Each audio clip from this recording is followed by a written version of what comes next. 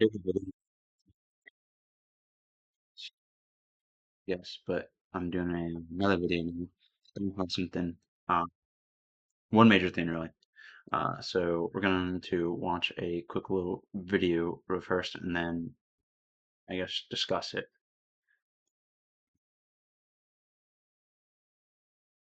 Now, we called them on my old radio show. We did the whole thing on mamonis, right? The Italian word is for the mamonis, or stay at home, and the mom of these stay at home sons, because an unemployed Jeopardy contestant says he was just trying to make people laugh. But is this an actual problem in our society? It's a major problem. And, you know, Speaker Johnson has been talking about those maybe deadbeat folks that are on Medicaid, and maybe some of those folks are the stay-at-home sons. We don't know. But I'll tell you this, leave it to Gen Z to rebrand laziness and social awkwardness as something cutesy, like a stay-at-home son. They did much the same thing with quiet quitting, where you can go to work and do less. And if you call it quiet quitting, it's somehow better. But Laura, I got to tell you, this is also a big problem when it comes to, I think, declining birth rates, people not getting married and having children. You know, that's a big problem. They blame it on women. Well, look at what young women have to choose from. The pickings are slim. Yes, we might have a feminism problem in America, but it's the feminization of men. There are a lot of young women out there that want to get married. They want to have kids. They want to have stable families. But there are a lot of young men out there who want to live in mama's basement and order DoorDash. And therein lies a big part of the problem. Feel is necessary to show you. But yeah, so let's talk about it. So we have Tommy Lahren, who is, you know, a millennial or something. She's not even young. Uh, and we would technically call her a feminist because of the way that she portrays herself in this clip. Um, but first off, she only just recently got married. Second off, she has no kids. She's going to talk about, oh, women want to get married and have kids. Well, if you look at statistics, actually, it's the opposite. Among the Gen Z statistics, it shows that 60% of men want children, whereas only 40% of women do. And that is because of the issue of modern day feminism, just feminism in general, frankly. And so the main thing being that women don't like find childbearing a thing they want anymore because it's not freeing. It's like, oh, I'm enslaved to a man. But like, if they understood their role in society and they understood their part as a community, they would know first off it's not like they're enslaved, uh, in like an actual godly relationship. They're not enslaved. But second off, it's because it means that they can't just act with no accountability. I'm going to say, obviously, men play into this a lot because regardless of uh, the woman making the decision to do these things, ultimately, society is still patriarchal. And so the only thing that happen in society, which is allowed to happen by the structure, I guess the societal apparatus. So that gets us into my main topic that I want to discuss today. Um, the infantilism of the education system and honestly just the regression of, I guess, growing up.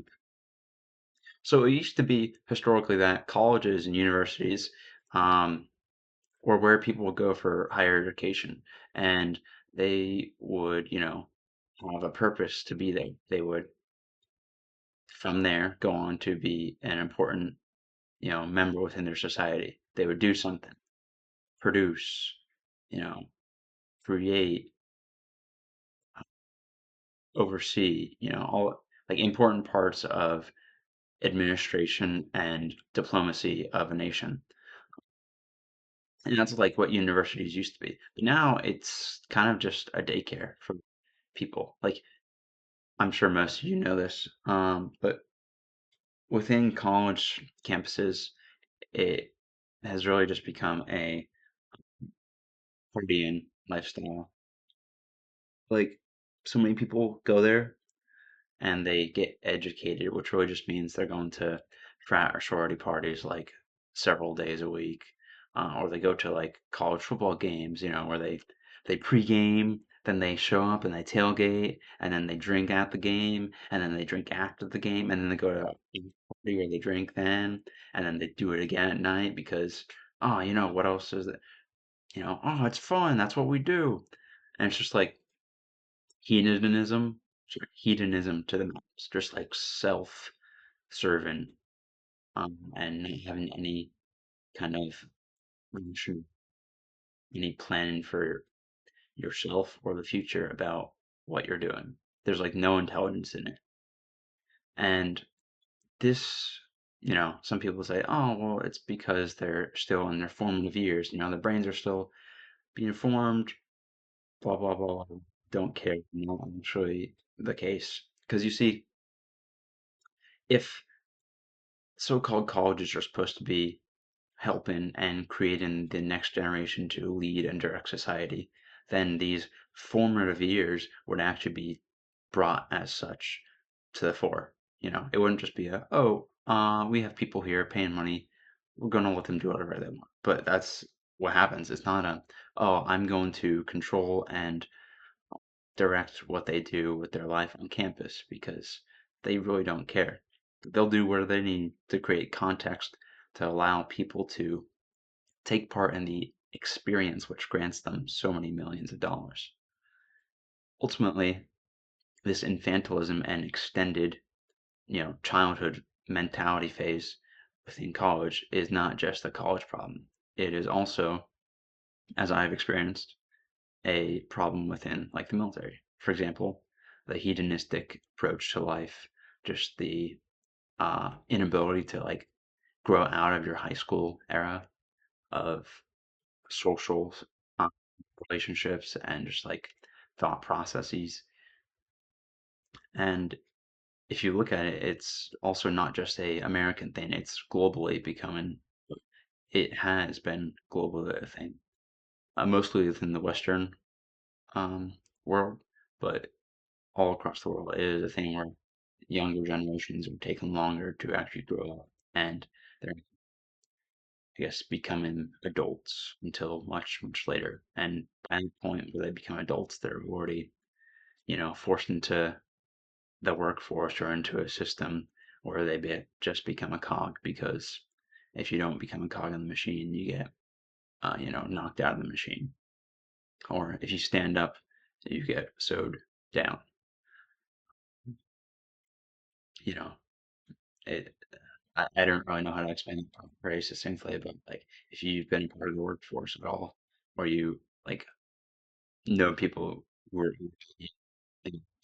you might be able to comprehend like the idea that conformity and existing in the community sometimes is uh, not exactly the proper thing to do for your life, but it is the safest and best choice. Which is also another thing. These young people being in these communities just don't frankly understand their own selves. Like if someone went to college, understood what they want, their purpose, their drive, their motivation, their reason for being, they wouldn't take part in these things. Why would they? That's 9 times out of 10, if you have a purpose and uh, higher calling, you're not going to waste it on frivolities and hedonism. So I think that despite it being a useless avenue for most young people nowadays, it is still an important thing to do because, frankly, if you look at it, a lot of places, unless you already have like prior experience, are going to be like, oh, we require you to have this. We will gatekeep you from having this job because you don't have this piece of paper, so on and so forth. Luckily for me, I was able to go through my questioning who I am and trying to figure out what my life is supposed to be phase while I was a part of the military. Still am going through it, and also, but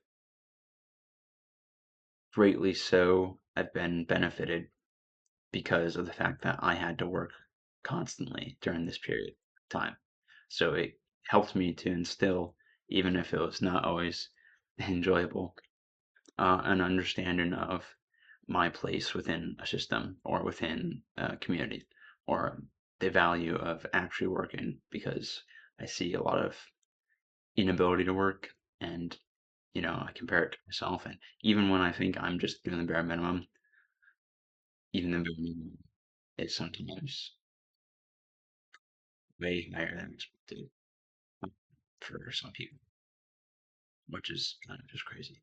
But yeah, so frankly, I think going to the workforce first for younger people who see this video um, is the better option. Because, like, sure, you might think, oh, well, I need to get an education. I can't do that because I'll have less opportunity. If you go into the real world, experience things, and understand life, then you'll have a much easier time when it comes to, oh, I want to attain this education goal because you have the potential already reached for your mental, functions. It's not like your frontal lobe is still developing and you have like so much gray matter in your brain that I think that's the right term, that like doesn't have any use. Right? But you have like work ethic, which can be translated into personal, study ability or like learning ability or just like basic comprehension. So yeah, that's why I think nowadays people should work first before they decide, if they decide that they want to go to a university. I think that universities ought to become what they used to be, a place of actual higher level in education, which can um, be used to promote and further the welfare of society instead of a welfare system, which only demotes and degrades the populace of which attends it. All right. Well, that's all. If the quality of this video was not any better, please let me know. And if my thoughts seem kind of rambled, I'll try and I guess get better with that. Maybe I'll plan stuff out next time or do something to that. But yeah, I kind of got out of my head what I wanted to. So appreciate it. Thank you for watching. All right. Have a good night.